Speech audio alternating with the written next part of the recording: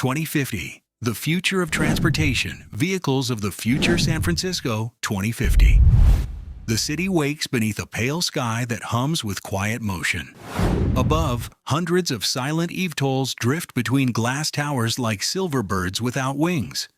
Below, the Hyperloop tunnels breathe light, thousands of pods racing through the Earth at impossible speed. No horns, no chaos, only precision. And somewhere next to the old train house, Ethan Cole, 52, a former Tesla mobility engineer, once proud of being the lifeblood of the city, now had to exclaim in surprise, if everything runs itself now, what's left for us to do? Decades earlier, America thrived on motion. In the early 2020s, America pulsed with the rhythm of human hands and engines. The endless crawl of traffic on the I-405, the roar of airports bursting with travelers, the silver flash of Amtrak trains cutting through the plains, and the great container ships slicing across the Atlantic under a haze of diesel smoke. Transportation was the country's heartbeat. For decades, nearly 12% of Americans worked in it, from truckers to pilots, mechanics, engineers. They didn't just move goods, they moved the nation itself.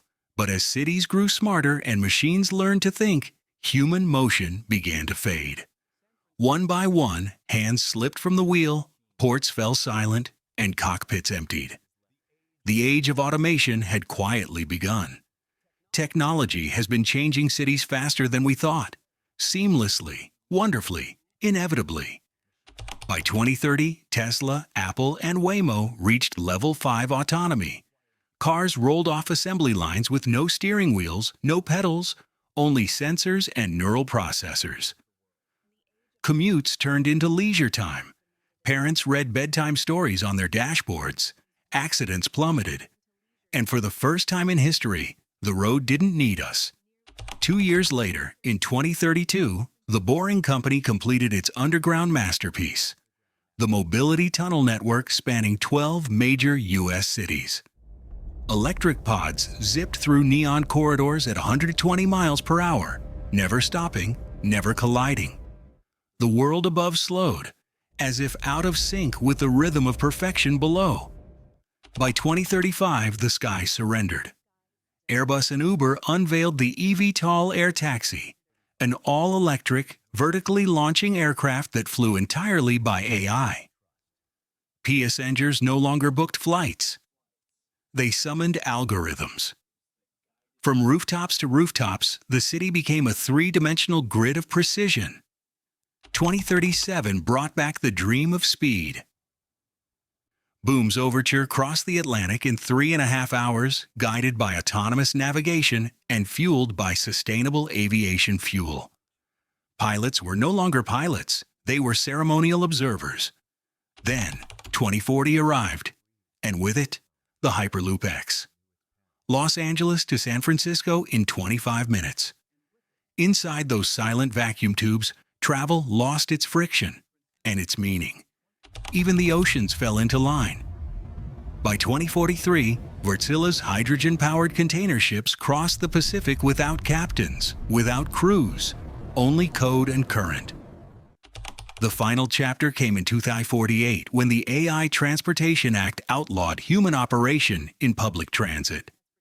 Machines, the government declared, were statistically perfect.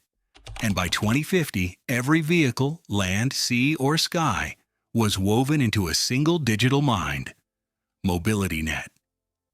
Ethan Cole, who once lectured on electric propulsion, watched the system run flawlessly.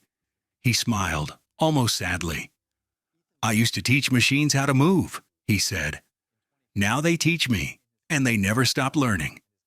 Ethan Cole once learned how to create existing technologies. Now they are transforming themselves and teaching him how to transform themselves. Ethan Cole had once been part of America's grand dream of motion. As a transport engineer at Tesla Mobility, he helped design the early sensor grids for self-driving vehicles, the foundation of what was promised to be a safer, smarter nation. He believed he was helping to write the next chapter of American innovation, where machines would serve humanity, not replace it. But as the years passed, cities changed faster than anyone imagined. Streets filled with autonomous shuttles, tunnels glowed with driverless pods, and skies hummed with electric air taxis. The human touch, once the heart of progress, became an error in the system. Ethan watched his field vanish, one algorithm at a time. The offices closed, the engineers dispersed, and the machines continued learning without them. He left San Francisco for the outskirts of Nevada, one of the few places still allowing human-driven cars. There, he lived quietly, driving his old 2020 Mustang through the desert roads, the last miles he could still claim as his own. The country has changed, and people are also gradually changing accordingly. By 2050, America no longer drives, it flows. Every street, sky, and ocean moves in harmony, guided by a single intelligence that never sleeps. The age of human travel has ended. The age of automated motion has begun. On the highways of Los Angeles, autonomous electric pods glide through lanes of soft blue light. The Buick Wildcat EV, now a common sight, moves at 120 miles per hour. No steering wheel, no pedals, only rotating seats and quiet luxury. Passengers read, sleep, or work as SkyGrid, the city's central AI, directs millions of vehicles with absolute precision. On sidewalks, Renault EaseGo shuttles wait for commuters, recognizing faces, opening doors in silence. There are no horns, no traffic lights, only the rhythm of code. Beneath the surface, the mobility tunnels of the Boring Company pulse like arteries. Cars descend by elevator, attached to automated trolleys, and shoot through neon corridors at 124 miles per hour. The tunnels glow with shifting light, a living bloodstream of motion beneath still streets above. High above, the skies belong to machines. Airbus pop. Up next, taxis rise from rooftops and dock at floating skyports, while Jump Arrow JA-1 rescue crafts slice through the clouds at 300 miles per hour, bringing patients to hospitals in minutes. Manhattan's skyline hums like circuitry, precision replacing chaos. Across the nation, the Hyperloop X connects coasts in glass silence. Inside the Heart Hyperloop, passengers drift at 700 tatered Mopcre as faint blue light ripples across their reflections. Los Angeles to San Francisco now takes 25 minutes. Even the Hitachi Blues maglev trains, running on regenerative power, glide so smoothly they seem suspended in air. In the skies, Boom Overture jets cross oceans in hours. And Hermes Mach 5 rockets from New York to Tokyo in 90 minutes. Travelers on skydeck domes sip coffee at 60,000 feet, watching the Earth curve beneath them, a miracle reduced to routine. And on the seas, the Wärtsilä Vision glides across the Pacific without a crew, powered by hydrogen. And above it, the Varialift airship drifts, half ship, half cloud, carrying the wealthy across a motionless horizon. The world moved perfectly now, flawless, silent, eternal. And yet, it no longer works for our hands. A silent nation. Progress at last had delivered everything it promised, and taken everything it didn't mention. By 2050, entire industries that once defined America had vanished. In Detroit, the city once called Motor City, the rumble of engines and the clang of steel are long gone. The factories that built America's identity now stand behind glass, their assembly lines frozen in time, repurposed as museums for a generation that will never touch a steering wheel. Across the country, more than 30 million transport workers disappeared from the labor map. Truckers, pilots, mechanics, ship crews, and traffic controllers replaced by systems that never tire or err. Some retrained as AI supervisors or technicians, many simply faded into the quiet edges of society, their skills rendered obsolete by perfection. But the benefits are undeniable. Traffic deaths nearly erased, pollution almost gone, commutes reduced to minutes. Cities gleam, efficient, calm, predictable. But beneath the polished order lies a strange vacancy. Streets no longer carry stories, only motion.